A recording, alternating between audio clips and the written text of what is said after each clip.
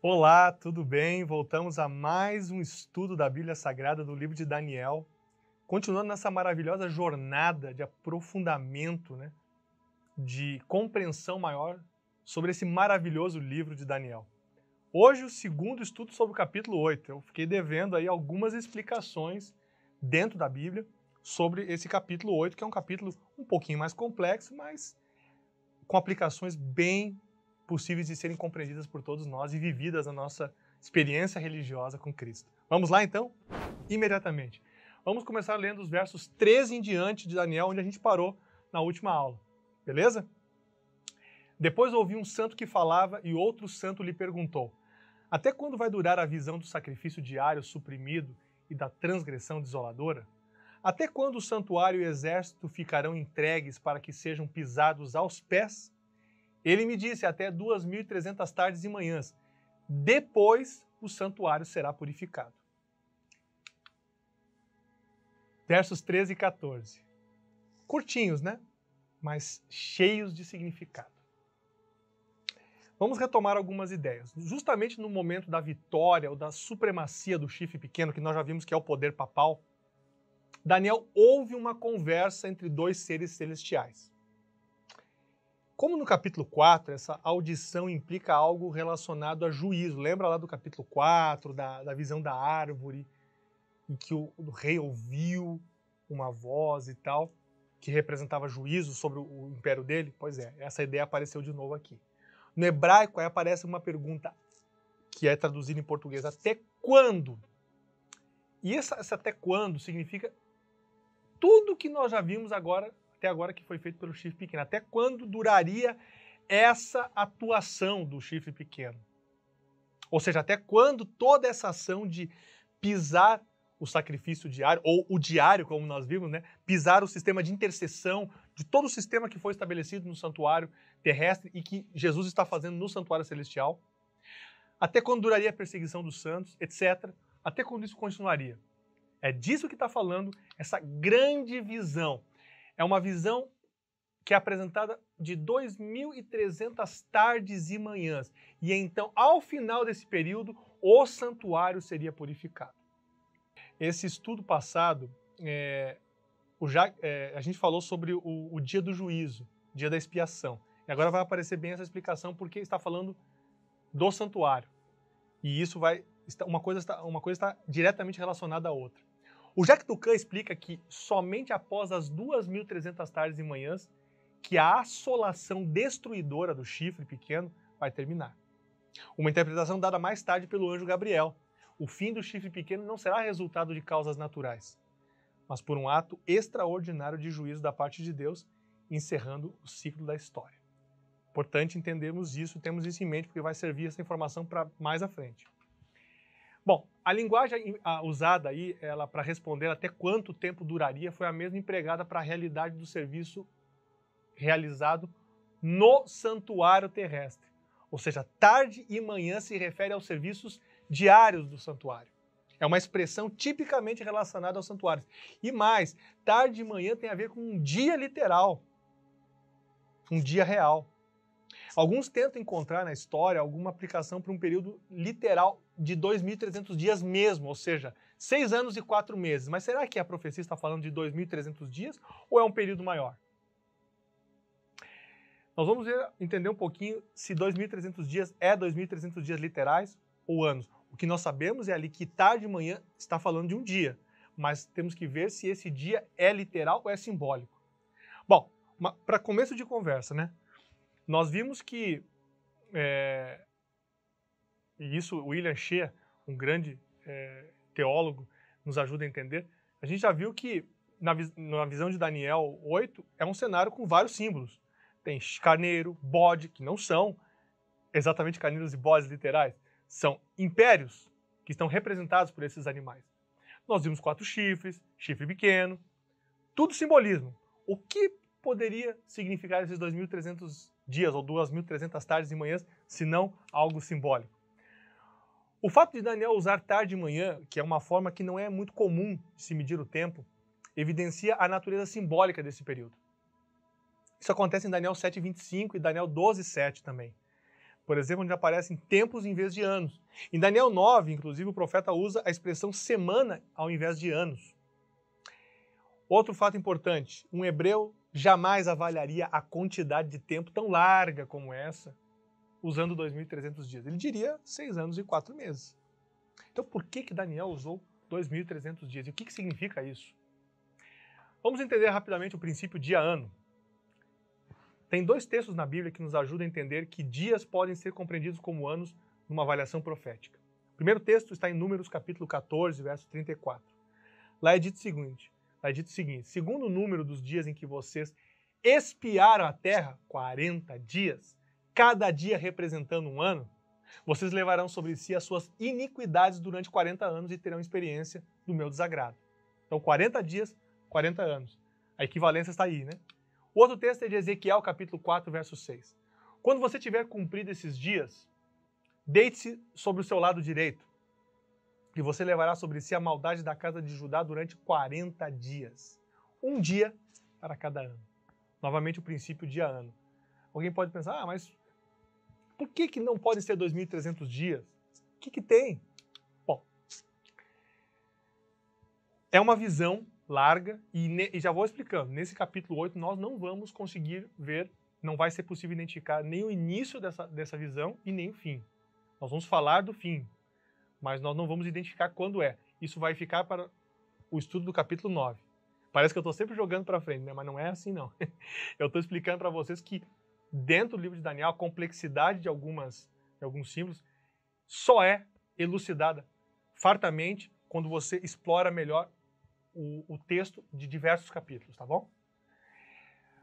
O que nós temos que entender a partir agora, nesse segundo estudo do capítulo 8, é que os 2.300 dias, se eles forem literais, eles vão terminar dentro do Império Medo-Persa. Só que você vai ver mais adiante, nesse capítulo, que a visão não era para os dias de Daniel e nem para o tempo do Império Medo-Persa. Mas tem um outro aspecto que nós precisamos entender antes. O que o capítulo 7 de Daniel chama de juízo, o capítulo 8 designa dia da expiação. Isso aqui é muito importante. O que tem a ver juízo com o dia da expiação? Agora preste atenção nessa imagem que está aparecendo aí. Você está vendo aí uma imagem grande do santuário. Não sei o quanto você está familiarizado com o santuário que existia aqui na Terra. Deixa eu fazer um breve histórico. Vamos voltar lá para Adão e Eva. Adão e Eva no Jardim do Éden, sem pecado, tudo maravilhoso. Houve o pecado, saíram do Jardim do Éden e passaram a sacrificar um cordeiro, indicando que haveria a morte vicária ou em favor do ser humano por parte de Jesus Cristo. Já começou ali, né?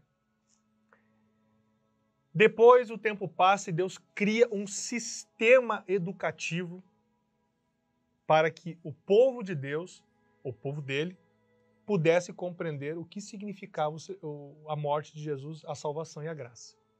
E aí o santuário tecnicamente, ele é um lugar móvel que desmonta e monta em vários lugares diferentes, porque eles estavam peregrinando num deserto, é óbvio.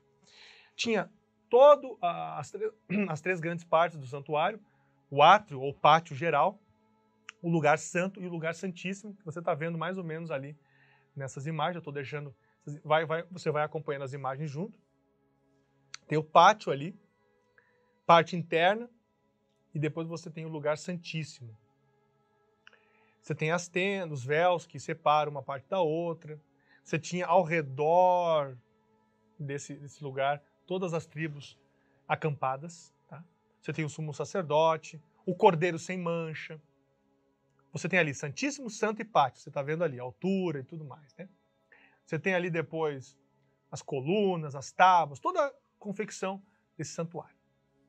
Esse santuário passou a fazer parte, na época de Salomão, esse santuário ficou dentro do templo, erigido por Salomão.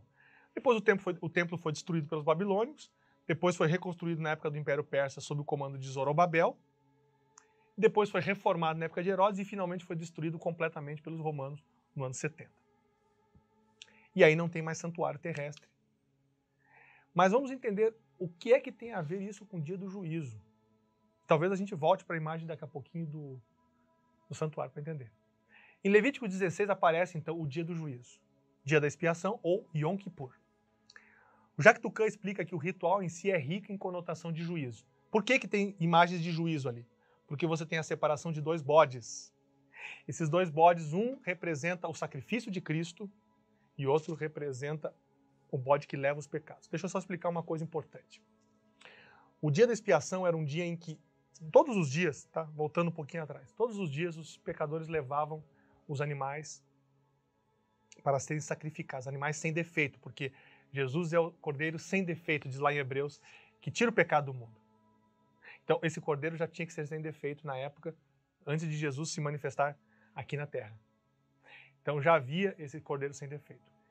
Esses cordeiros eram mortos, degolados, todos os dias, dentro do santuário, no lugar santo, mais especificamente. O sangue deles era respingado em várias partes específicas ali.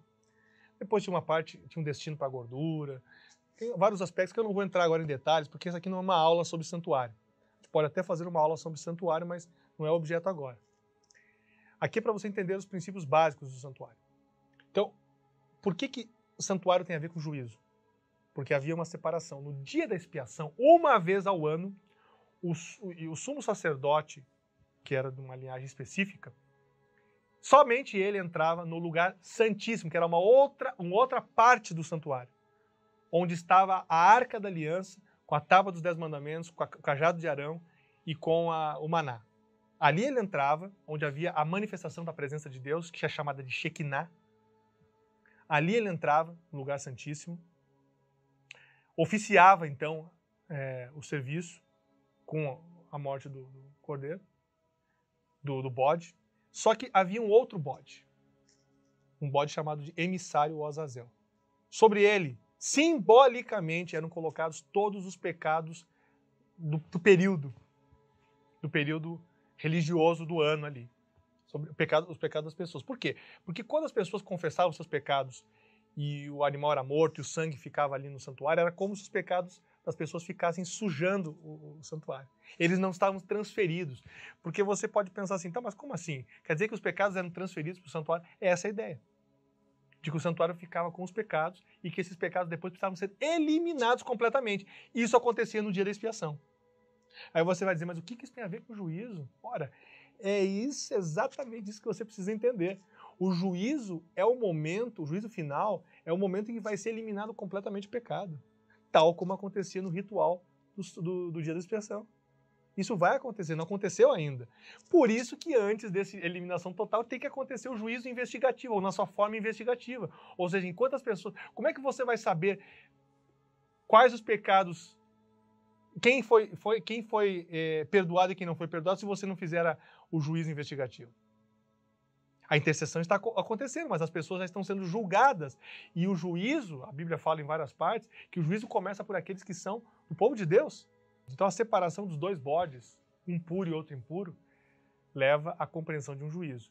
Outra coisa, o destino que os separa. O bode emissário, ele é largado no deserto. Ele não é sacrificado em favor dos seres humanos. O outro é. Outra evidência de juízo. As pessoas eram obrigadas a jejuar e afligir. E mais, 7 dias antes, na festa das trombetas, elas eram avisadas para que elas se preparassem para esse dia. A festa das trombetas era um preparo para o dia da expiação. Outro aspecto importante, as múltiplas aspersões de sangue, ou respingar de sangue, vamos dizer assim. Tudo a ver com juízo. Por quê? Porque aquele sangue precisava ser limpo. Por isso que nós vamos ter a menção de purificação do santuário, no verso 14. William Johnson explica que o santuário, no livro de Hebreus, fica contaminado. Segundo ele, afirmamos, portanto, que o significado de Hebreus capítulo 9, verso 23, é justamente o que o texto parece dizer, que o santuário celestial requer purificação. Vamos ler Hebreus, vou tomar a liberdade de ler Hebreus 9, 23 aqui, nessa Bíblia que eu tenho próximo de mim. Se você quiser acompanhar também, Hebreus capítulo 9, verso 23. É muito interessante o que diz lá. Era necessário, portanto, que as figuras das coisas que se acham nos céus se purificassem com tais sacrifícios, mas as próprias coisas celestiais com sacrifícios a eles superiores. Interessante, né? O santuário precisava ser purificado. Não porque Deus estivesse sujando, mas os pecados sujavam. E no santuário celestial, de certa maneira, é claro que não estão acontecendo sacrifícios no céu. Você pode pensar assim, mas o que tem a ver isso? Tem alguém matando um animal lá no céu? Não, não tem ninguém matando. Mas os pecados que são confessados por nós, sob a intercessão de Jesus, eles de certa maneira estão contaminando o santuário celestial. E, portanto, há um momento em que esse processo de purificação tem que começar. Mas vamos retomar alguns conceitos. O comentário bíblico adventista, quando analisa Hebreus 9, ele vê 4 aspectos importantes para a gente entender aqui Daniel 8. O sacrifício de Cristo é muito superior ao de animais. Então, o que Jesus está fazendo no santuário celestial é infinitamente superior. 3 ou 4 coisas, né? Na verdade, aspectos para a gente pensar. O sangue de Cristo está relacionado com o serviço no verdadeiro tabernáculo, que é o santuário do novo concerto. O primeiro tabernáculo, que é o terrestre, ele proporcionava a purificação cerimonial. O segundo, a moral. E agora Cristo está ministrando os benefícios da sua expiação em favor do pecador. O resultado disso é que a consciência do cristão é purificada. Jesus, que é o ministro do verdadeiro tabernáculo, comparece à presença de Deus e intercede por nós, realiza um trabalho de purificação e de limpeza dos pecados confessados. Pecados, no entanto, que seguem registrados ali no santuário. Portanto, ainda não erradicados completamente. Entendeu? Jesus está intercedendo, mas os pecados estão registrados lá. Ele está nos perdoando. Mas os pecados estão registrados. Eles vão ser completamente eliminados quando houver a erradicação do mal, que é a destruição de Satanás e tudo mais. De certa maneira, Jesus está fazendo a obra do dia da expiação. William Johnson afirma que o Deus que determinou o sistema de sacrifício iria, no seu próprio tempo e por meio do seu próprio plano, providenciar um sacrifício que solucionaria o problema do pecado de forma definitiva. E isso é bem confirmado em Levítico 16:16. Diz assim, assim fará expiação pelo santuário por causa das impurezas dos filhos de Israel e por causa das suas transgressões e de todos os seus pecados.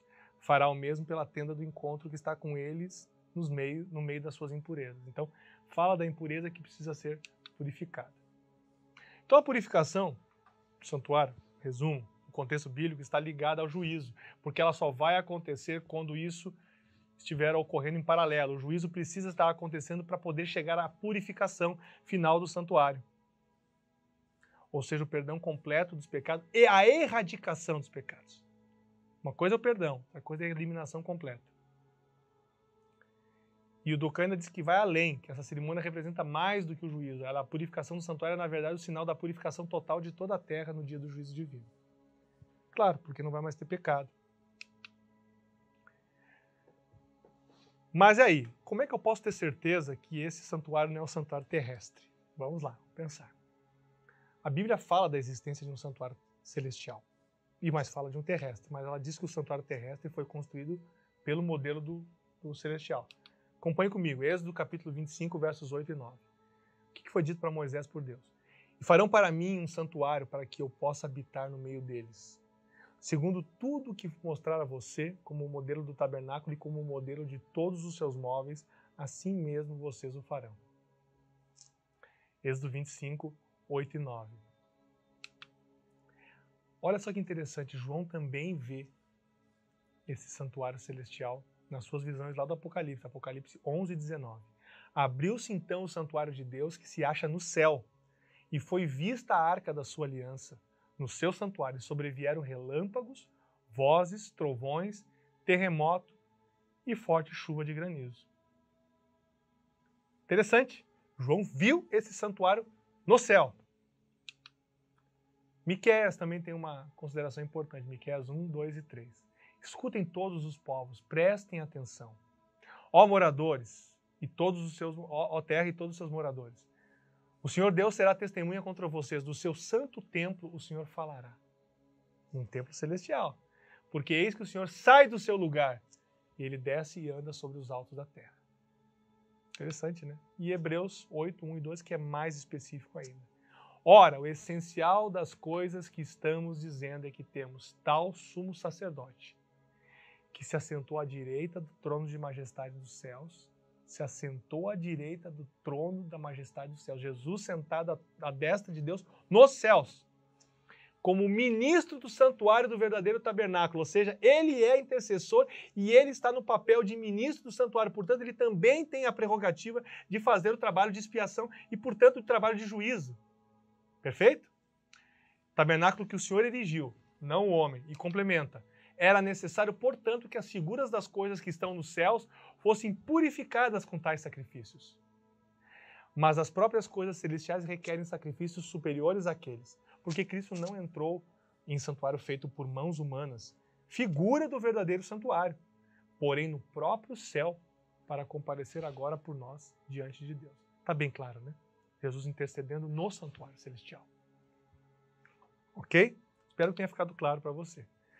Então nós temos a realidade do santuário celestial. O Herbert Kiesler, em um artigo sobre Hebreus e a realidade desse santuário, afirma que várias vezes é assegurado aos leitores que o ministério sumo sacerdotal de Cristo no santuário celestial precisa ser visto como uma realidade suprema. E um autor não adventista chamado David Moffitt, citado num artigo de Isaac Malheiros, ele diz que a morte de Cristo não efetuou a expiação, mas foi o início de um processo que culmina no momento expiatório no céu. Interessante? Deixa eu fazer um parênteses rápido aqui para falar uma outra coisa para você aproveitar. Você quer se aprofundar um pouco mais nesses assuntos de santuário, o próprio Daniel? Deixa eu fazer uma recomendação de 3 materiais para você. O primeiro deles é o comentário bíblico adventista. Compre o volume que fala de Daniel.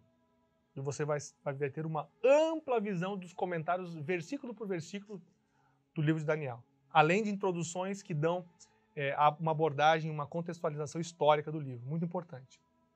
Segundo, tem um livro muito interessante chamado Segredos de Daniel, de Jacques Ducan, editado pela Casa Publicadora Brasileira. Recomendo a leitura. E o terceiro material, que está em vídeo, eu recomendo que vocês assistam às séries que o pastor Arilton de Oliveira fez no programa Bíblia Fácil sobre Daniel. Assistam, vai ser muito relevante. E o Dr. Rodrigo Silva tem feito uma série recente dentro do Evidências, do programa da Novo Tempo, está na internet também, sobre Daniel. É vital você assistir isso. Você vai ter uma amplitude muito interessante sobre o livro de Daniel, tá bom? Parênteses feito. Seguimos. Ainda sobre a purificação do santuário celestial, o Mervyn Moore explica que o santuário no céu precisa ser purificado dos pecados dos santos, no sentido de que Satanás tem jogado esses pecados diante de Deus e dos anjos como prova da sua afirmação de que os santos não merecem que lhes seja garantida a vida eterna. Interessante essa colocação do Mervyn Moore também. Então, santuário que precisa ser purificado. Mas quando isso acontece? Já sabemos que está ligado ao juízo, que o juízo é o momento. Então, o juízo, tem que ficar bem claro uma coisa para você. O juízo não é um dia lá específico no final em que... Você já viu aquelas imagens que aparecem na internet? Chega uma pessoa lá, toda de branco, ela chega num portal, parecendo meio que feito de nuvens, e ali tem 2 seres angelicais que dizem: quem é você? Fulano. Vamos ver o seu registro. Ah, você fez isso, mas você também fez isso. Pode passar. Aí você vai, passa, dá uma voadinha assim, né? Com as asinhas novas que ganhou e teoricamente vai para o céu. Alguns, já nessas imagens que eu já vi por aí, né, na internet, em filmes, desenhos animados, a pessoa vai lá e chega a uma conclusão na entrada do céu de que ela não foi muito bem. Abre um alçapão, ela cai e aí ela vai para um lugar que seria um inferno, onde tem um diabo com um tridente, tudo vermelho, escuro, pegando fogo, tudo dando a ideia de um lugar incandescente. Para muitos, juízo é isso. Deixa eu dizer para vocês que não tem nada a ver. Essas imagens são absolutamente fantasiosas e são bem imaginativas. O juízo, volta a reforçar, o juízo tem a ver com a vindicação do poder de Deus para salvar os homens, o reconhecimento de que Deus quer salvar as pessoas que aceitarem a graça dele, a graça do Senhor Jesus. Essas pessoas serão salvas. Então, é muito importante entender isso. Juízo é um processo, por isso que tem uma fase investigativa em que Deus confirma aquilo que foi registrado, o perdão aceito, o arrependimento realizado e a graça introjetada na vida do crente. Esse é o processo que fica claríssimo no juízo. Por isso que depois Deus vai poder eliminar completamente os pecados, porque quem estiver ligado ao pecado, infelizmente, vai ser destruído. Isso fala em Apocalipse capítulo 20. Se você quiser assistir a minha aula sobre Apocalipse 20, lá no site apocalipse.com, curso avançado do Apocalipse, recomendo que assista essa aula que eu dou sobre Apocalipse 20, vai ser bem interessante. Então a eliminação só pode acontecer depois que o juízo acontece.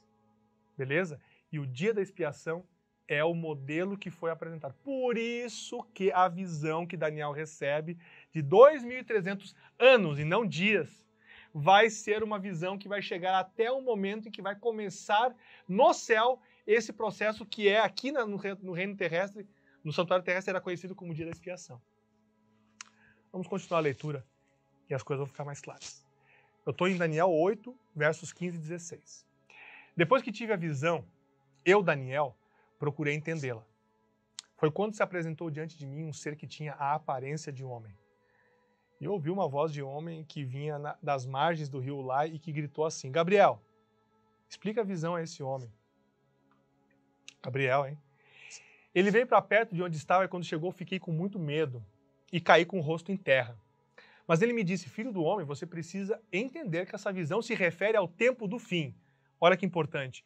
Gabriel disse para Daniel: olha, essa visão não é para o tempo que você vive, não. Isso já mata completamente aquela tese de que seriam 2.300 dias apenas, viu? Que não faz sentido. É para além da vida de Daniel. Então os 2.300 anos se encaixam perfeitamente. O princípio de ano é válido. Ele ainda falava comigo quando caí sem sentidos, com o rosto em terra. Ele, porém, me tocou e me pôs em pé. Olha que carinho, olha que proximidade, né? Na segunda parte do capítulo, Daniel tem uma forte reação. Ele vê alguém com a aparência de homem e o anjo Gabriel. Gabriel deve explicar o sentido da visão. E o anjo se dirige a Daniel como filho do homem, e não como alguém semelhante ao filho do homem. Então, aqui Daniel não está sendo chamado de Cristo, tá? Uma coisa é alguém semelhante ao filho do homem, é o que aparece no capítulo 7. Aqui Daniel é como o filho do homem. Expressões diferentes, tá? No verso 17, é dito que essa profecia se refere ao tempo do fim. A frase original diz respeito a um específico período de tempo antes da volta de Jesus.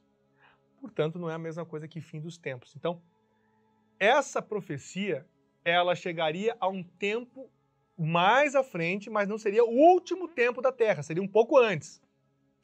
O Clifford Goldstein, ou Goldstein, também um teólogo muito renomado, lembra que a sequência de reinos em Daniel 7 mostra o aparecimento e auge do chifre pequeno indo até por volta de 1798. Já falamos sobre isso, né? Depois desse período, como nós já vimos no capítulo 7, é que surge o juízo descrito. Opa, então nós temos uma evidência interessante. O juízo tem que acontecer depois de 1798. Ele tem que começar depois de 1798. Para fazer sentido a cronologia de Daniel 7. Então, a purificação do santuário também tem que ser depois de 1798. Significa dizer, então, que se Daniel 7 e 8, capítulos 7 e 8 estão em paralelo, a purificação do santuário, que tem alusão direta ao juízo divino, somente pode ter aparecido após 1798. E que, por isso, podemos considerar o período do tempo do fim. Por que tempo do fim? Ora, porque a Bíblia fala que depois de 1260 anos, que haveria aquela supremacia papal de perseguição, que eu já falei, de 538 a 1798, aquele período crítico de uma perseguição sistemática a todos que se opunham aos conceitos tradicionalistas que foram sacramentados pela Igreja Católica medieval, apostólica romana. Depois disso, é que viria um período em que o papado sofreria um abate, uma diminuição da sua força, e aí começaria um tempo do fim, por conta de outras razões, porque esse tempo do fim é caracterizado também no livro do Apocalipse. Se você fizer um estudo do livro do Apocalipse, você vai entender mais completamente isso. E a partir daí é que poderia vir o fim da profecia dos 2.300 dias. Mas ainda nós não vimos quando é que começa a profecia dos 2.300 dias e nem vimos quando ela termina. Então, para você está um pouco vago isso ainda, eu sei. Mas vai ficar mais claro quando nós estudarmos o capítulo 9. Vai por mim. Daniel sabia da importância dessa revelação, pois ele perdeu os sentidos diante do anjo. Caiu, mas foi levantado. Vamos continuar a leitura? Daniel 8, 19 em diante. E disse então o anjo: eu vou lhe contar o que há de acontecer no último tempo da ira, porque essa visão se refere ao tempo determinado do fim. De novo ele reforça, tempo determinado do fim. Não era para o tempo de Daniel. Aquele carneiro com 2 chifres que você viu são os reis da Média e da Pérsia. Explicação tranquila. O bode peludo é o rei da Grécia. O chifre grande entre os olhos é o primeiro rei. Claríssimo, né? O fato de o chifre ter sido quebrado, levantando-se 4 chifres no lugar dele, significa que 4 reinos se levantarão desse povo, mas não com força igual a que ele tinha. Veja só que interessante, os 4 chifres não têm a força igual a que ele tinha, portanto, sacramenta muito bem a ideia que nós já trabalhamos de que o Império Romano é que é o grande império que substitui o Império Grego-Macedônico, e não o Império Seleucida, porque ele não teria força igual nem do Império Grego-Macedônico. O próprio anjo explicou isso. Quando se aproximar o fim desses reinos, eu estou lendo o texto bíblico agora, quando se aproximar o fim desses reinos e as transgressões tiverem chegado ao máximo, surgirá um rei cruel e mestre em intrigas. Grande será seu poder, mas não por sua própria força. Causará destruições terríveis e prosperará naquilo que fizer. Destruirá os poderosos e o povo santo. Está falando do chifre pequeno, tá? Por sua astúcia fará prosperar o engano. No seu coração ele se engrandecerá. Por que ele se engrandecerá? Porque o poder papal ele se coloca acima de Deus. Por isso que ele se engrandece. Porque ele tenta substituir o sistema de sacrifício por o dele. Então ele se engrandece. E aí o texto dizendo, e destruirá muitos que vivem despreocupadamente. Ele se levantará contra o príncipe dos príncipes, a mesma coisa que foi falado anteriormente. Ele vai contra o príncipe dos exércitos. É a mesma ação, mesmo tipo de ação, mas será destruído sem intervenção humana. Isso é futuro. A visão das tardes e das manhãs que lhes foi dada é verdadeira, mas guarde a visão em segredo porque se refere a dias ainda bem distantes. Aí o anjo confirma pela 3ª vez que não é para os dias de Daniel o cumprimento total dos 2.300 anos. A visão é mais longa do que ele imaginava. E ele estava preocupado porque ele pensava que pudesse ser no tempo dele ainda. Portanto, poderia ser algum impedimento de se cumprir os 70 anos do cativeiro babilônico, que eles não iriam sair do cativeiro mais. É com essa preocupação que Daniel está em mente. Isso vai ficar mais claro quando a gente estudar o capítulo 10. Por isso, olha a consequência. Eu, Daniel, enfraqueci e fiquei doente durante vários dias. Depois me levantei e tratei dos negócios do rei. Fiquei espantado com a visão e não havia quem entendesse. 25 a 27, Daniel. O anjo frisa o fato de a profecia ter seu cumprimento no tempo determinado do fim. O Sdraco Stefanovic, ele comenta que esta mesma expressão, tempo determinado, aparece em Levítico 23, 4, no contexto das festas fixas religiosas de Israel. Então, com isso em mente, ele entende que esse acontecimento profético do tempo do fim pode muito bem estar associado a uma das festas anuais de Israel, como o Dia da Expiação. Sim, o Dia da Expiação é considerado uma festa religiosa, muito diferente do conceito que a gente tem de festa como entretenimento, muitas vezes de baixa qualidade moral, perversão dos sentidos e tal. Não é disso que falam as festas religiosas. As festas religiosas, elas confirmavam o reconhecimento e dependência dos adoradores em relação a Deus. A vida dos povos do Oriente ela girava em torno da própria religiosidade. Não só dos judeus, mas os islâmicos e outros povos orientais tinham a religião como algo que estava completamente mesclado com a sua vida cotidiana. É no Ocidente que essa dicotomia acontece. A gente tem muito esse costume de fazer uma diferenciação. Minha vida religiosa é uma coisa, minha vida secular é outra. No mundo oriental é tudo junto, é tudo unido. Essa visão de eu tenho uma vida espiritual diferente de uma vida secular é coisa de ocidental. É nossa tendência a fazer isso. Mas na Bíblia não é esse conceito que prevalece. Você tem uma religião que mapeia e norteia tudo que você faz. O que você come, o que você veste, onde você vai, com quem você conversa, o que você fala com as pessoas, que projetos você faz para o seu trabalho, para o seu estudo, para a sua vida, na sua família. A condução da sua família tem a ver com princípios religiosos. É muito diferente. E particularmente é o ideal que a Bíblia apresenta para os crentes hoje. No verso 22, a explicação fica mais clara sobre os reinos derivando do bode, isto é, da Grécia, portanto, sepultando as possibilidades de entender esses reinos como derivações de Roma. Né? Outro aspecto interessante é que no verso 26, Daniel reforça que está falando da profecia dos 2.300 anos e que a visão só vai ser compreendida completamente em dias muito distantes. Gabriel deixa Daniel preocupado, porque Daniel ainda pensava que pudesse ser algum impedimento que teria a ver com o fim dos 70 anos do cativeiro, mas não era nada disso. Termino aqui o capítulo 8, e você pode pensar, nossa, mas e aí? Quando começa o período dos 2.300 anos? E quando é que termina? Calma. Na próxima aula, vamos estudar uma profecia chamada Profecia das 70 Semanas, que mostra exatamente quando começa esse período da visão dos 2.300 anos, e com isso nós vamos saber o tempo que termina. Até aí eu quero deixar 2 sugestões de reflexão para você. Primeira delas, o juízo não é uma condenação imediata para você.